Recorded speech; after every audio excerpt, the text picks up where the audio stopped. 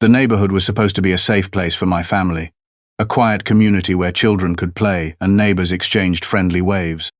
When we moved here a few years ago, I pictured peaceful afternoons in the yard and calm evenings on the porch. My daughter, Lily, was only 8, and living with type 1 diabetes meant we always had to be cautious. Managing her condition was part of our daily rhythm, but it never stopped her from being a bright, energetic child with a big smile and an even bigger heart. Watching her grow up with that kind of strength made me proud, even on the hardest days. People around here seemed friendly enough, though there was an underlying tension I couldn't quite place at first. It wasn't just the usual small-town worries about property values or noisy neighbors. There was a strict homeowners association, and the woman who ran it, Karen, had a way of making herself known without being invited. She always seemed to be watching, taking notes on what others did wrong, ready to report the smallest infraction as if it were a crime. Her attitude didn't sit well with many of us, but we tried to keep the peace. After all, it was just a neighborhood, and we had no interest in making enemies.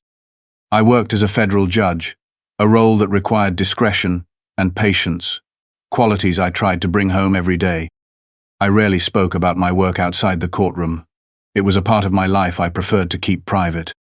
My focus was always on my family, especially on making sure Lily had what she needed to live as normally as possible.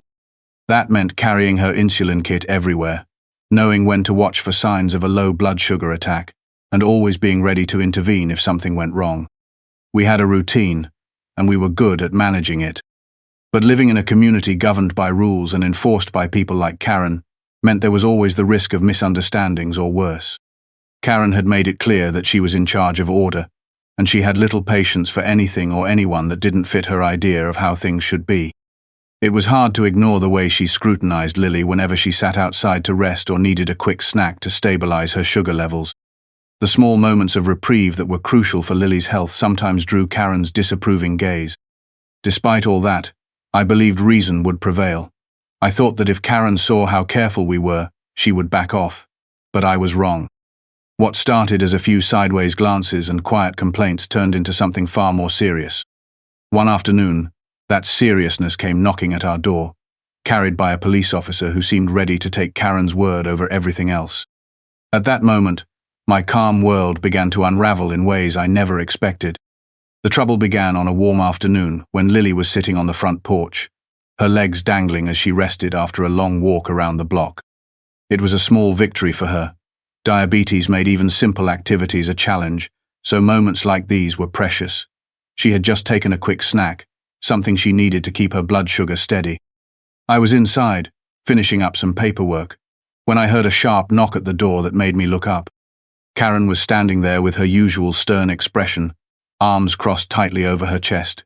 There was no friendly greeting, only a cold stare that immediately set my nerves on edge. She didn't waste any time speaking. "Your daughter is violating the HOA rules," she said, her voice sharp and accusing. I asked her to clarify what she meant, already sensing this wouldn't be a simple conversation.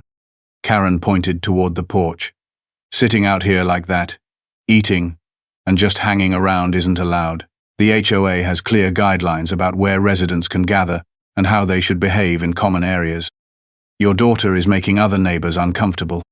I frowned, glancing at Lily, who looked confused and a little frightened by the sudden confrontation. I knew the HOA rules well enough, and sitting on our own porch was definitely not prohibited. "Lily is on our private property," I said calmly. "She was taking a snack she needs for her diabetes. I don't see how that is causing any harm."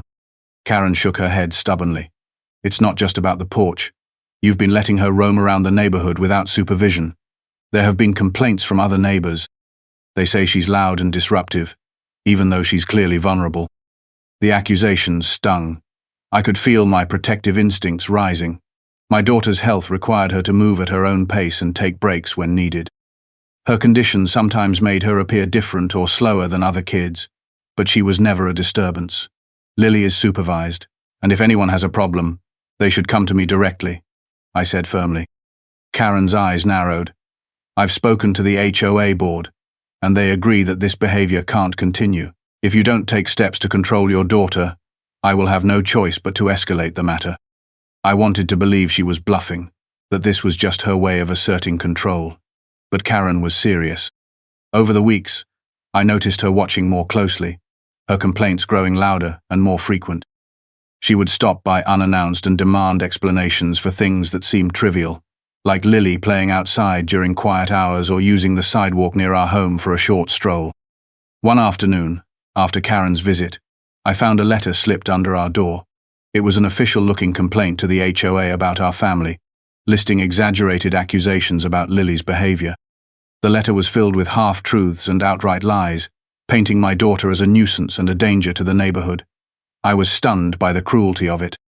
I tried to address the situation with the HOA board, hoping reason and empathy would win out.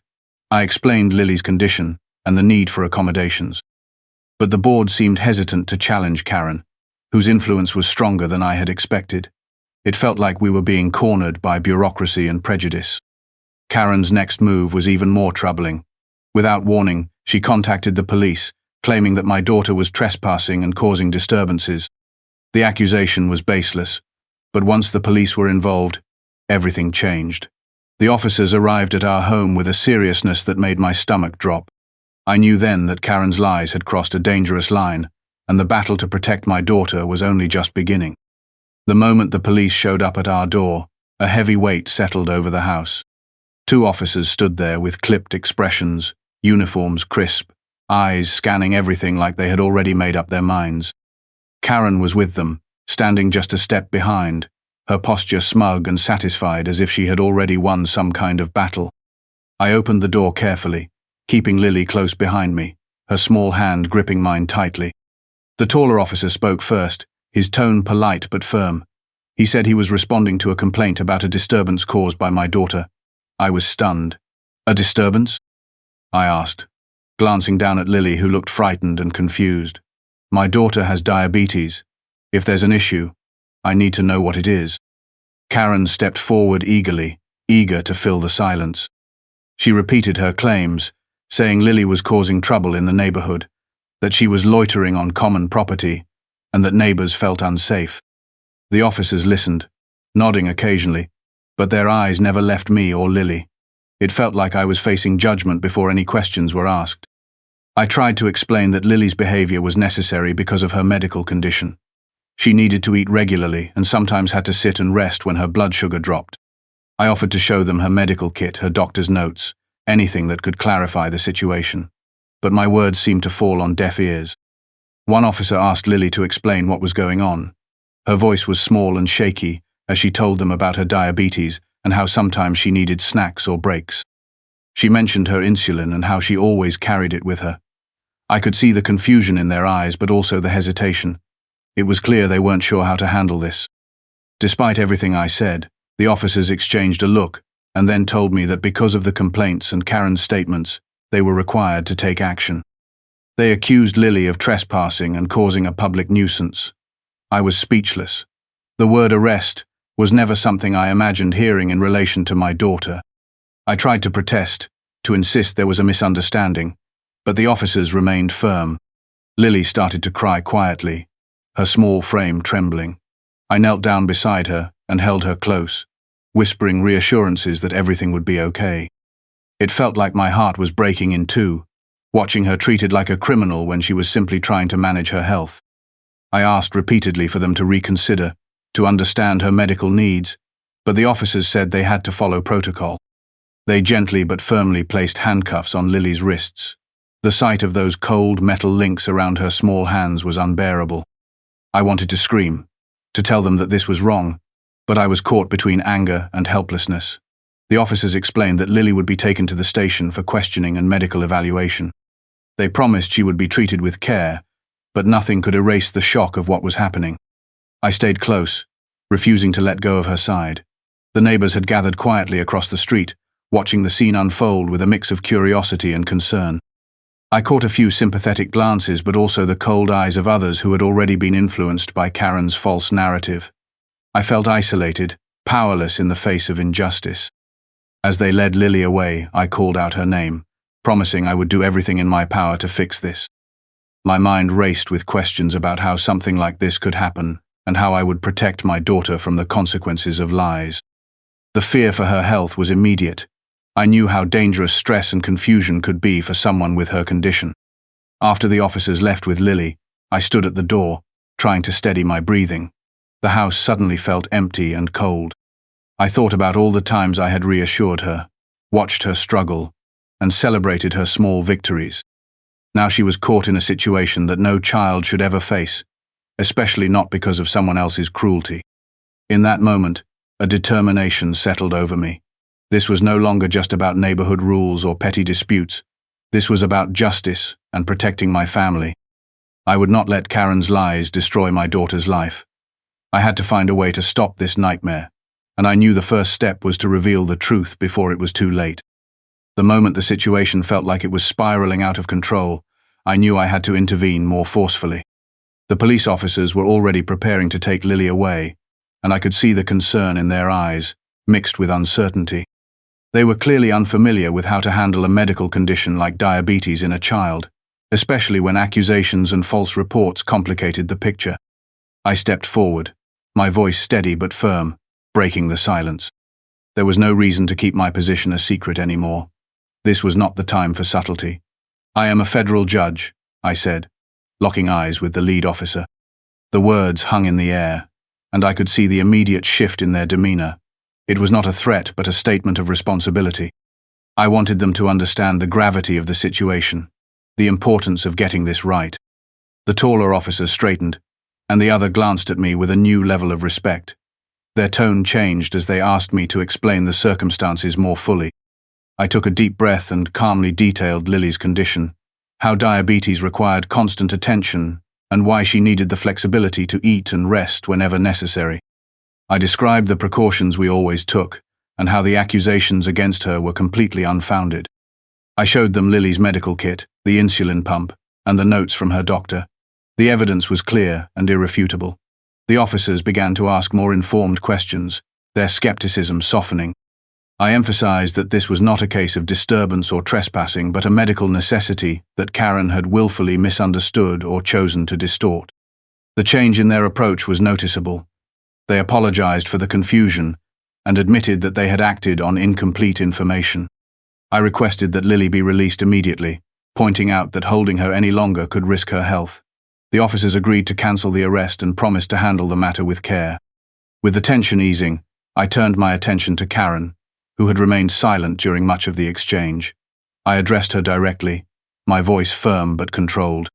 "Your false accusations have put a child's well-being at risk and wasted police resources. This behavior is unacceptable." Karen's face flushed, and she opened her mouth to protest, but I held up my hand. "I suggest you reconsider the consequences of making baseless claims.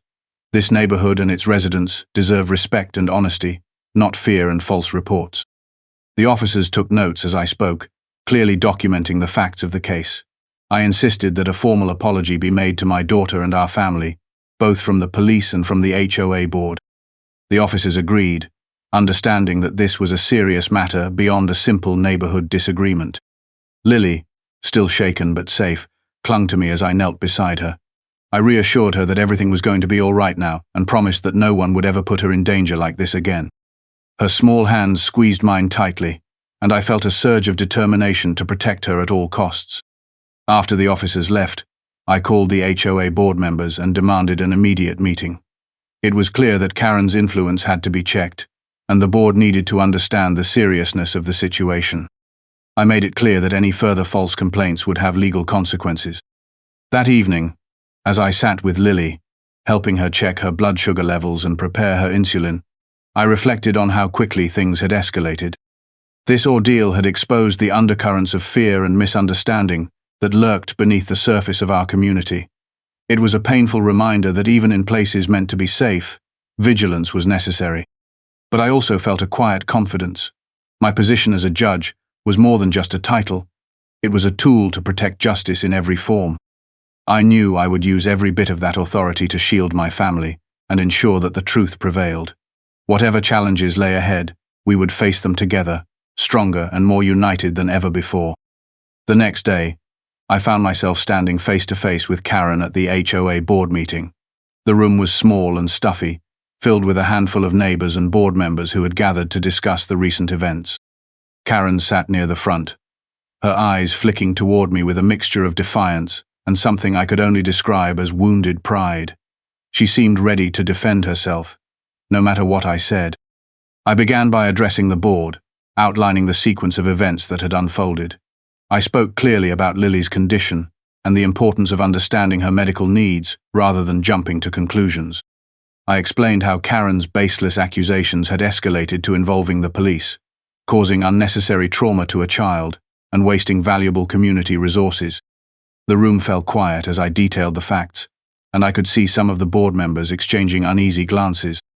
Then I turned to Karen directly. Her face tightened as she listened, her jaw clenched in an attempt to maintain control. I spoke firmly but without anger, choosing my words carefully to make sure my message was clear. Your actions have consequences beyond what you might have imagined. What you did was not just petty or inconvenient, it endangered a child and disrupted the peace of this neighborhood. Karen opened her mouth to respond, but I held up a hand to pause her. I'm not here to escalate this further, but I need you to understand that false accusations like these have serious repercussions. There is a legal line you crossed, and I will not hesitate to take action if necessary. The board president cleared his throat and interjected, trying to mediate the tension. He acknowledged the seriousness of the situation and promised that the board would review their policies regarding complaints and conduct. There was talk of requiring more evidence before acting on any future claims, and some members expressed regret that the situation had gotten so out of hand. Karen's expression flickered between defiance and discomfort as the conversation continued. It was clear she realized she had overstepped, but admitting fault was not something she was willing to do easily. When it was her turn to speak, she tried to justify her actions by claiming she was only trying to protect the neighborhood. She insisted that rules existed for a reason and that everyone had a responsibility to uphold them. I listened patiently but responded firmly. Protecting a community means ensuring its members are treated fairly and with compassion, especially those who face challenges like Lily. Rules are important, but they must be applied with understanding, not weaponized against vulnerable people. The room grew quiet again as neighbors absorbed the exchange. Some nodded in agreement, while others looked uncertain, caught between their loyalty to Karen and the clear injustice that had occurred. I could sense a shift, a subtle realignment of who held the moral high ground in this dispute. After the meeting, a few neighbors approached me quietly. Some apologized for the misunderstanding, admitting they had initially believed Karen's version without knowing the full story. Others shared stories of their own experiences with the HOA's strict oversight and expressed relief that someone was finally challenging that harsh dynamic. Karen left the meeting quickly, avoiding eye contact as she gathered her things. I could tell she was simmering with frustration, but I also sensed that the power she once wielded in the neighborhood had been diminished. The board's decision to review complaint procedures was a clear message that this kind of behavior would no longer be tolerated. In the days that followed, I made sure to keep a close watch on the situation. The HOA sent out a formal apology for the distress caused and assured residents that they would be more careful in handling complaints going forward. Karen's influence seemed to wane as neighbors grew more cautious about supporting her claims. Throughout it all, I remained focused on Lily's well-being. She was still processing the trauma of what had happened, but she was resilient in ways that never ceased to amaze me. I spent extra time with her, talking through her feelings and reassuring her that she was safe and loved. This confrontation with Karen was not just about setting boundaries or defending my daughter. It was about standing up to fear and prejudice in a place that should have been a sanctuary. It was about reminding everyone that true community is built on respect and kindness, not suspicion and falsehoods. As I watched Lily regain her confidence, I knew the road ahead might still have bumps, but we had already taken the hardest steps. The neighborhood was beginning to understand that justice was not just a word for the courtroom, but a principle we lived by every day, and I was ready to ensure that principle was never forgotten here again. After the HOA meeting, things began to settle in ways I hadn't expected. The board followed through on their promise and issued a formal apology to our family. They acknowledged the harm caused by the false accusations and promised to implement new guidelines to prevent similar incidents from happening again. It felt like a small victory, but an important one. For Lily, it meant the community was starting to understand her and the challenges she faced. For me, it was a relief to know that justice had been served beyond the courtroom walls. The police department also took steps to correct the record. They reached out to our family to express regret for the way the situation was handled and assured us that officers would receive better training on medical conditions like diabetes. Their apology was genuine, and while it could not erase the pain of what happened, it showed me that even institutions could learn and improve when held accountable. Living in a neighborhood governed by an HOA was always a delicate balance between order and freedom, but this experience taught me that order must never come at the expense of compassion. The rules that Karen had insisted on enforcing so rigidly were meaningless if they hurt the very people they were supposed to protect. It was a reminder that humanity and kindness must always be at the heart of community. Reflecting on the ordeal, I realized how easily fear and misunderstanding can turn neighbors into adversaries. Karen had acted out of a misplaced sense of authority, using the system to target a child who was simply trying to live her life with dignity. It was heartbreaking to witness how quickly her lies had spiraled into something that threatened to tear our family apart. But it was also inspiring to see how truth and justice could ultimately prevail. I thought often about how this experience had tested me as a parent and as a judge. In the courtroom, I was used to making difficult decisions with consequences that affected many lives. At home, the stakes felt even higher because this was about my daughter's safety and happiness. I learned that sometimes authority means stepping forward boldly, even when it feels uncomfortable or unfair. It means standing up for those who cannot always defend themselves and demanding that the truth be heard. Lily showed incredible strength throughout the ordeal. Despite her young age, she understood more than most children would in such a situation. I saw her resilience, not just in how she handled her diabetes, but in how she faced the fear and confusion that Karen's accusations had caused. Watching her recover and return to her usual bright self was the greatest reward I could have asked for. The neighborhood itself began to shift too. Conversations became more open and honest. Neighbors who had been quiet before started speaking out against the kind of bullying and suspicion that Karen had embodied. The board became more transparent in their actions, and there was a renewed commitment to making this a safe place for everyone, especially those with unique needs. This experience changed how I viewed the power of community.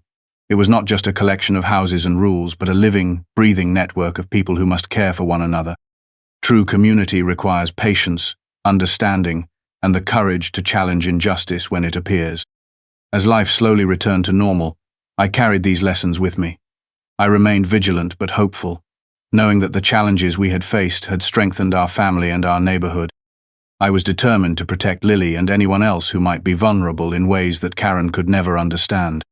In the end, the ordeal reaffirmed something I had always believed deeply. Justice is not just about the law, it is about empathy and standing up for what is right.